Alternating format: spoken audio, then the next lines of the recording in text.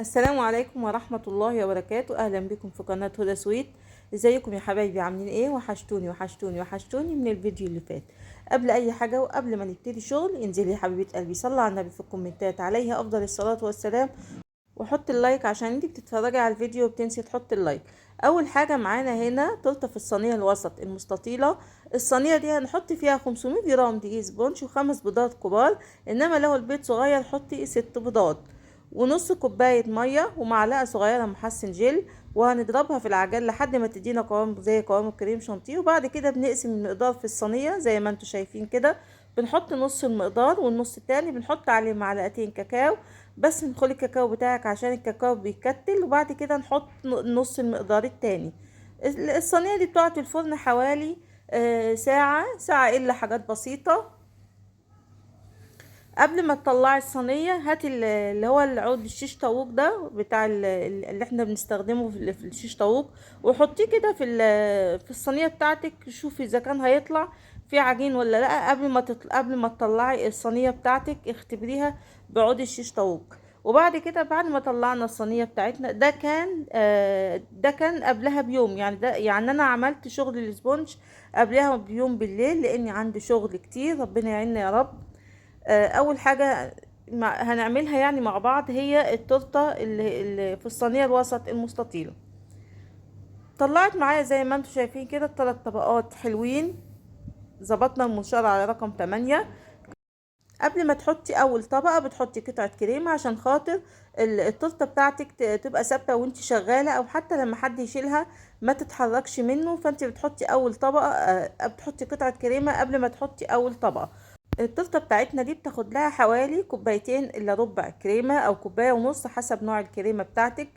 دلوقتي احنا بنحط كوبايه الكريمه، بنحط معاها كوبايه ميه او كوبايه لبن زي ما انت بتحطي. اهم حاجه تكون متلجه، سواء الميه سواء اللبن لازم يكونوا متلجين. يبقى كوبايه الكريمه بتاخد كوبايه ميه، انما طبعا في الشتاء كوبايه الكريمه بتاخد كوبايه ونص ميه. عشان كده ممكن مقدار الكريمه بتاعك يزيد شويه في الشغل بتاعنا. فدي بتاخد حوالي كوبايه ونص كريمه، وممكن كمان تزيد تبقى كوبايتين الا ربع. عملنا هنا التورته بتاعتنا، حطينا ال3 طبقات ودي كانت اخر طبقه معانا. انا بحط كميه كريمه كده فوق التورته بتاعتي، وبنزل بالسباتولا بتاعتي على جوانب الكريمه، بحيث ان كده اسهل بتسهل الشغل معايا. وزي ما انت متعوده تجلسي جلسي يا حبيبه قلبي، التجليس سهل. اهم حاجه براحتك وما تستعجليش، ولو في اي حاجه موتراكي شيلي الشغل خالص واستني شويه كده لما تشوفي ايه اللي موترك، وبعد كده كملي شغل عادي. يعني ان شاء الله تعملي لنفسك اي حاجة تشربيها، افصلي بس كده 5 دقايق وبعد كده عادي خالص كملي الشغل بتاعك. الشغل مش هيطير. حط الحاجة في التلاجة وبعد كده يعني كملي شغل مفيش اي مشكلة. خلصنا كده التجليس، بنجيب بقى السكرابر المشرشر بتاعنا ونعمل جوانب التورته بتاعتنا. لو في اي حته محتاجه كريمه بتزودي كريمه. حاسه ان في كيك كده بارز بتدخليه كده بالاسباتولا بتاعتك، وبعد كده بتعملي بالسكرابر المشرشر. بتعيدي عليها مره واتنين وتلاته لحد ما تحسي ان الجوانب بتاعتك كلها اتظبطت وبقى شكلها كويس. وبعد كده بتبتدي تعملي من فوق، بتجيبي الاسباتولا بتاعتك وتخشي كده من بره لجوه. وبعد كده بتعملي التورته بتاعتك من الوسط واحده واحده كده. بتقومي سحبه السحبه وبتقومي مسحه الاسباتولا بتاعتك او السكرابر. يعني كل مسحه وكل ما بتعملي مره بتمسحي السكرابر بتاعك عشان خاطر تعرفي تعملي المره التانية. وبعد كده بسخن انا الاسباتولا بتاعتي كده على البوتاجاز، وبقوم مسحه بيها التورته من فوق، بتخليها ناعمه زي ما انتوا شايفين كده وبتبقى تحفه. وبعد كده بشيلها واحطها في التلاجة شويه لحد ما اخلص بقيه الشغل بتاعي. تجليس يعني انا بجلس الشغل كله الاول، وبعد كده بطلع حاجه حاجه ازينها.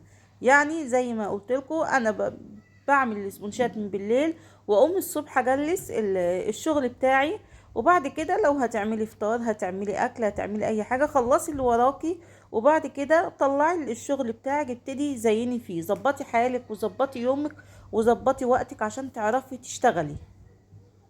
وزي ما قلت لكم قبل كده، بداية الشغل دايما بتبقى صعبة، بتبقى حاسة ان انتي مش عارفة تظبطي وقتك.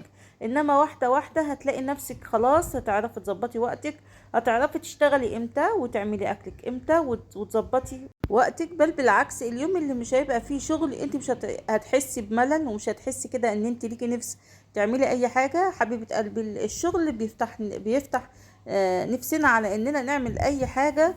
اليوم اللي ما فيهوش شغل بتحسي بكسل، وبتحسي ان انت مالكيش نفس تعملي اي حاجه.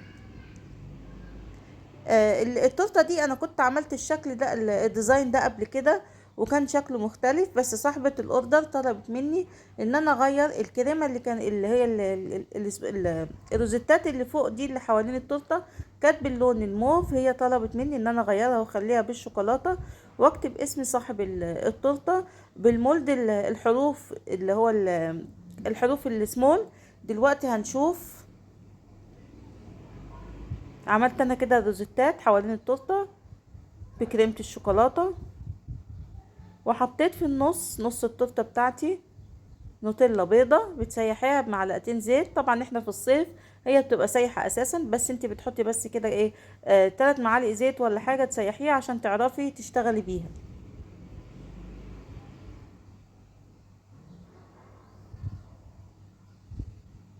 بعد ما بحط النوتيلا برضو بحطها في التلاجة شوية عشان خاطر بس اعرف اشتغل عليها. وبعد كده انا عندي اللي هو المولد السيليكون. كان في حد سألني على المولد السيليكون اللي هو الحروف السمول ده شكله ايه. انا هوريهولك دلوقتي يا حبيبة قلبي، انا صورته عشان خاطر تشوفي شكله. معلش مش عارفة التليفون بيزوم كده ليه، سامحوني معلش. وبعد كده هكتب هابي بيرث داي محمد. حطيت حرف بدل حرف شلته مش مشكلة، وحطيت الدي عادي، حطيت البي ولا ايه. هابي بيرث داي محمد. الحروف دي شكلها حلو قوي، مختلفة كده عن اللي احنا متعودين نعمله.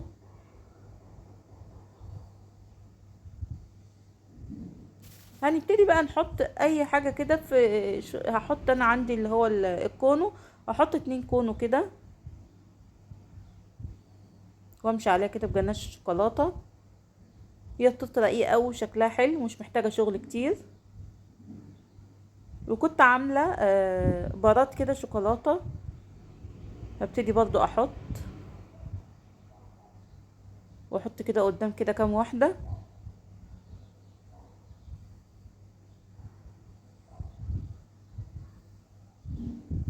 حطيت كده 3 كريسبيات في كل جنب زي ما احنا شايفين. وكده التورته بتاعتنا خلصت. اول اوردر معانا، قولوا لي يا حبايب قلبي رايكم فيها ايه. وبعد كده هنعمل تاني تورته معانا. كانت تورته بناتي شكلها حلو. الصينيه دي مقاس 22، بنحط فيها 350 جرام دقيق سبونج، 4 بيضات، معلقه صغيره محسن جل، تلت كوبايه ميه، واضربهم في العجان لحد ما يدينا قوام كده زي قوام الكريم شانتيه. وبعد كده نقسم المقدار زي ما متعودين نعمل بالظبط. في حد كان سألني بالنسبة للعجان او المضرب. هو المضرب يعني هيديكي نفس المقدار، بس انت بس ايه زودي بس الضرب شوية وهيديكي نفس المقدار. بس اهم حاجة ان هو يكون الواط بتاعه عالي، مش الواط بتاعه واطي. ظبطنا المنشار برضو على رقم 8، وقطعنا 3 طبقات. بنعمل التورت بتاعتنا 3 طبقات. التورته دي عشان هتبقى عليها كده، يعني مش هيبقى عليها اي صوصات من بره، فهنحشيها صوصات من جوه مع الكريمه. التورته دي بتاخد لها كوبايه الا ربع كريمه. ممكن في الايام الحر دي ممكن تاخد لها كوبايتين كريمه، قصدي تاخد كوبايه كريمه. عملنا كده اول طبقه معانا، حطينا جيلو مانجا وجناش شوكولاته. تاني طبقه هنحط جيلو فراوله ونوتيلا، حسب طبعا الحشوات اللي انت بتحشي بيها، او حسب الحشوات اللي الزبون طالبها.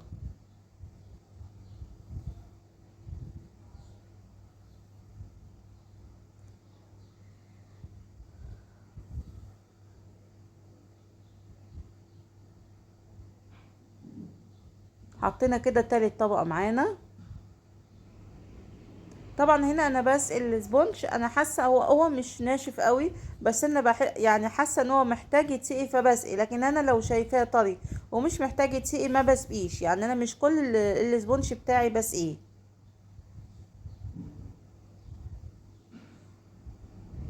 برضه ابتدي اجلس التورته بتاعتي بالراحه.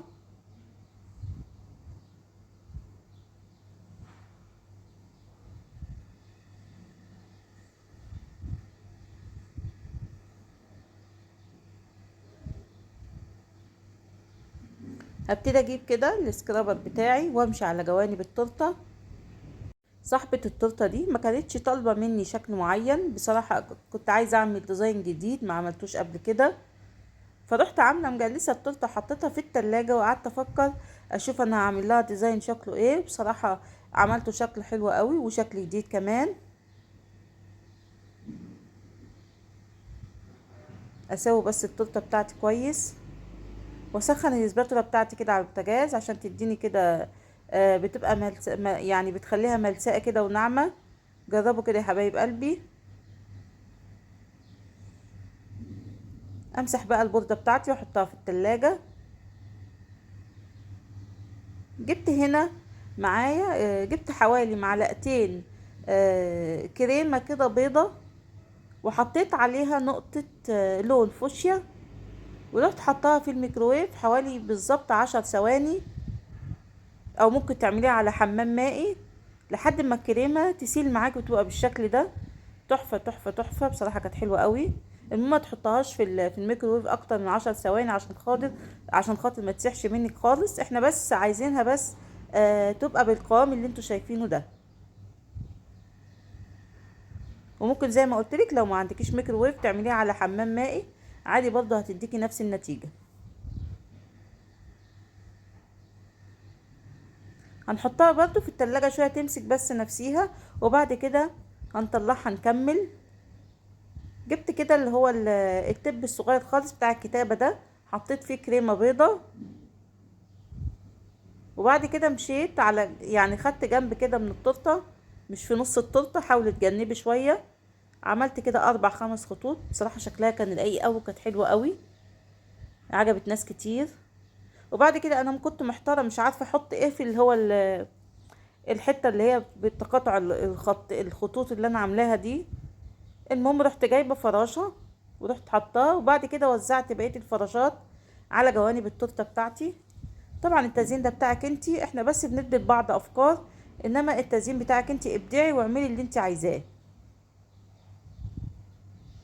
رشيت بقى شويه سبرينكل كده، عملته بالدست اللي هو اللؤلؤي، ورشيت كده. وبعد كده جبت اللي هو السبرينكل الكبير وحطيت كده حوالين التورته بتاعتي،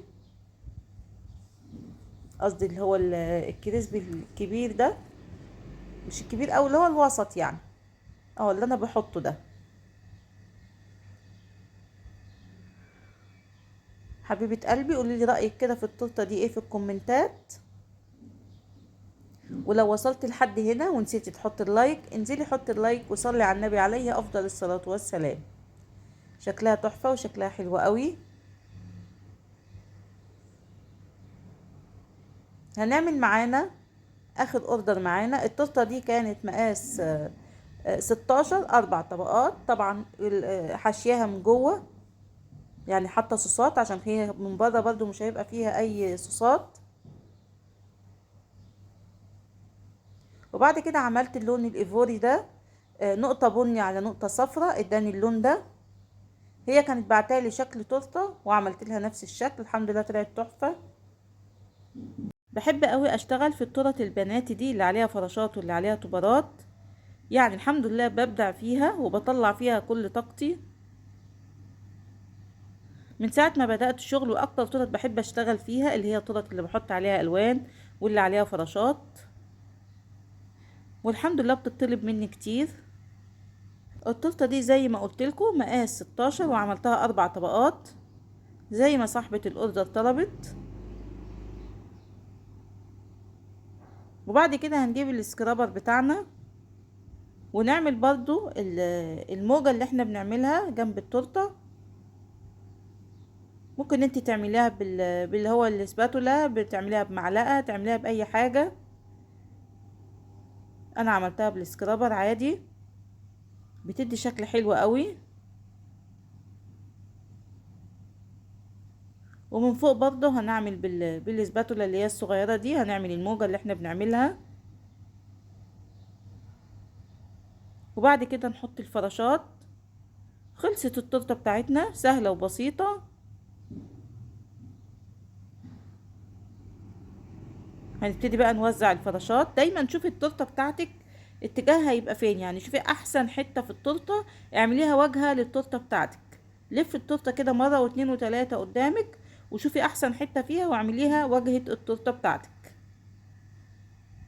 اكيد غصب عننا بيحصل اي ديفوهات في التورته غصب عننا، فدي خليها من ورا، وخلي الواجهه كويسه، خلي احسن حته في التورته هي واجهه التورته بتاعتك. ابتدي بقى وزعي الفراشات، ودايما خلي لون الفراشات يبقى مناسب للون التورته بتاعتك، عشان خاطر يبقى شكلها حلو ومريح للعين. ما تبقاش لون الفراشه مختلف عن التورته كتير، بتبقى شكلها مش حلو.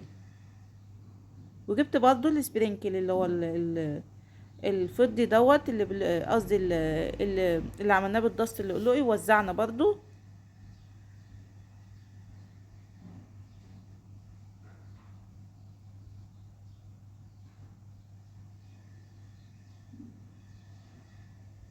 شكلها حلو قوي وشكلها جميل، والحمد لله عجبت صاحبتها. وكده خلاص خلصنا اوردراتنا النهارده. معلش يا كل التورته طلعت لوحديها، عشان كده ما صورتهمش مع بعض. وبالنسبه لحبيبه قلبي اللي طلبت مني شكل المولد السيليكون اللي هو الحروف السمول، انا صورتهولك يا حبيبه قلبي، وده شكله كده. شكله هو مقلوب، هعدله دلوقتي. يا رب يكون الفيديو عجبكم. مع ألف سلامة.